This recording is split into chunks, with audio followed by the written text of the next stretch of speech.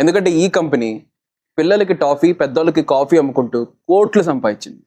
World war 2 అయిపోయిన తర్వాత Nestle జపాన్లో తన కాఫీ ప్రొడక్ట్స్ అమ్మడానికి ట్రై చేసినప్పుడు తనకు ఒక పెద్ద సమస్య వచ్చింది. జస్ట్ లైక్ ఇండియా, జపాన్లో కూడా మోస్ట్ ఆఫ్ ద పీపుల్ టీని ఎక్కువ కన్జ్యూమ్ చేస్తారు. సో కాఫీతో ఎటువంటి ఎమోషనల్ కనెక్షన్ అనేది లేదు. ఎన్ని మార్కెటింగ్ క్యాంపెయిన్స్ చేసినా, ఎన్ని డిస్కౌంట్స్ ఇచ్చినా కాఫీని అయితే అలవాటు పరుచుకోవట్లేదు, టీని అయితే వదలట్లేదు. సో ఈ ప్రాబ్లంలో ఉన్నప్పుడు నెస్లే ఒక అద్దరిపై ప్లాన్తో వచ్చింది.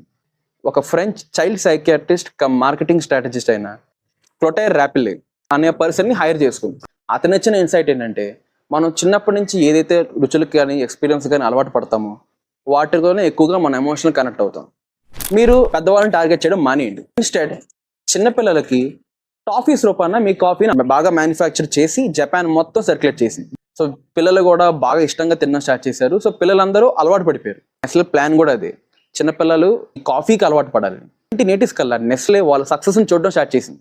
ఎందుకంటే అప్పటికి ఈ పిల్లలు ఎవరైతే కాఫీకి అలవాటు పడిపోయారో వాళ్ళు పెద్దోళ్ళు అయిపోయారు, ఆఫీస్కి వెళ్ళడం కూడా స్టార్ట్ చేశారు.